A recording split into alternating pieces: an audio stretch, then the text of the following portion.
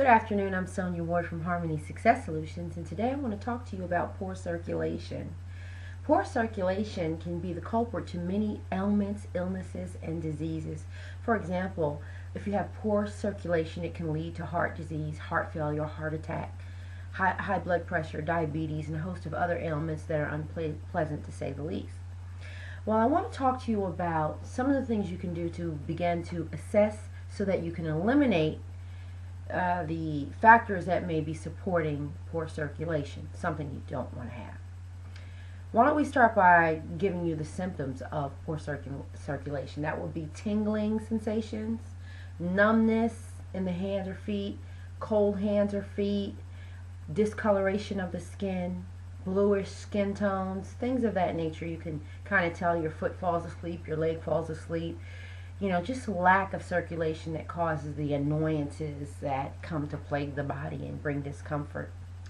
Okay, one of the things that you can begin to look at, ask yourself, am I overweight? If you're overweight, 9 times out of 10, your circulation is under attack.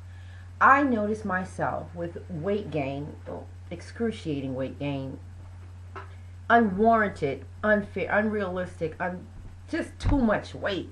I've noticed that I've had increased issues with poor circulation. And that means that with the weight gain, when you think about typically when you gain a lot of fat, you're not gaining a lot of muscle. And when you think about what muscle does for you, muscle is very important. Muscle makes a difference.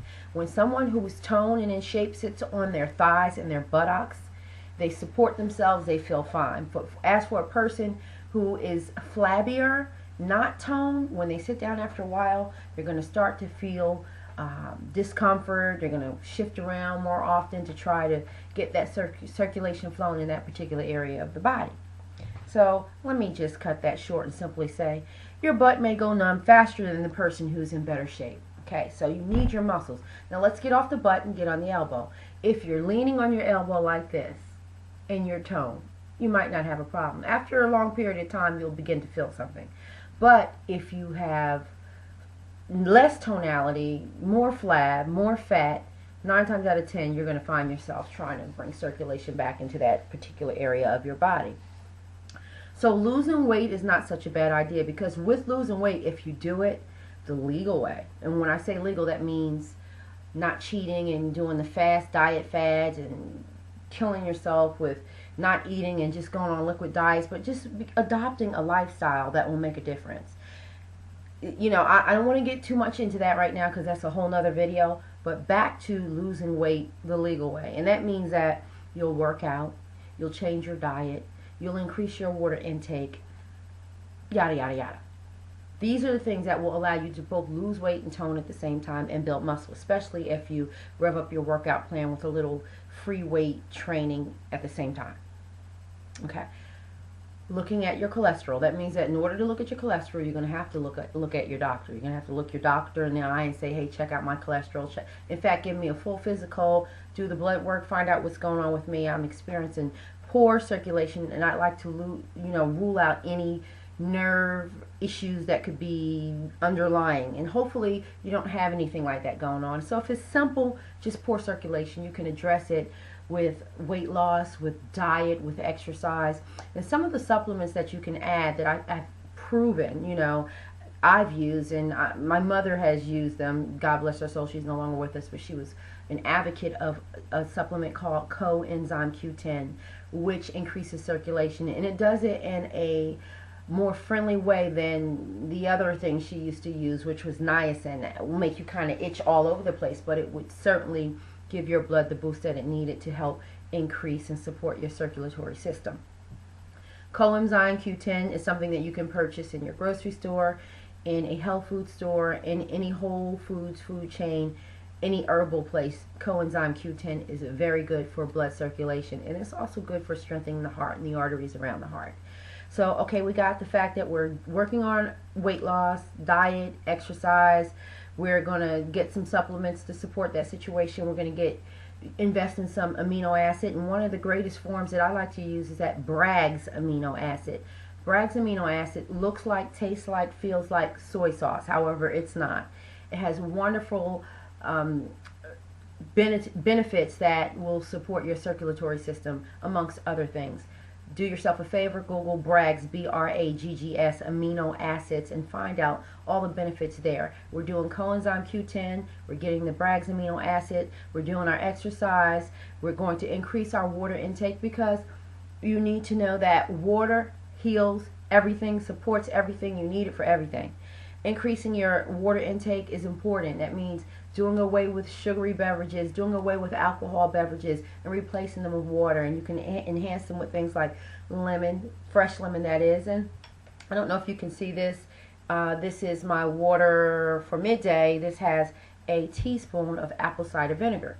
New product that I'm using. I've heard so much about it. It's great benefits for inflammation, great benefits for circulation, for toning the skin and the muscles.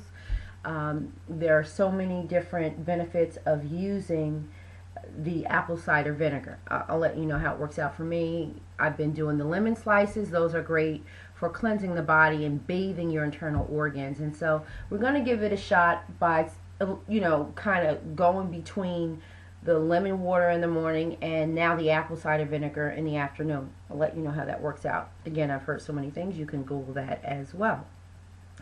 One of the other things that you can do to help with poor circulation is use water in this way, contra showers. That's going from hot to cold, contra, from do 3 minutes hot, 1 minute cold, 3 minutes hot, 1 minute cold. The greatest way to use it is to do it like abruptly, like from hot to extreme cold, because it gives the body a shock. It boosts the immune system. It's really, really good for circulation and for building a stronger immune system. Contra showers, going from hot to cold. Now, if you can't take it, you can gradually go from hot to lukewarm to cold until you are able to train yourself in being able to do the extreme differences. But once you get to the point of doing the extreme differences, you will see great results. Okay, one of the other things that you might want to consider is what kind of work you're doing. If you're sitting behind the computer all day, if you're spending a great deal of time sitting on that butt of yours, get off of it. Try every hour to do some things like tapping on your thighs, you know what I mean, clapping your hands together, doing things like this to just bolster your circulation. And also some of the things you can do is begin to flex so that you bring blood to your buttocks, and that too will help you with circulation. One of the best things you can do is get off that tail of yours and walk around. Just walk around the office.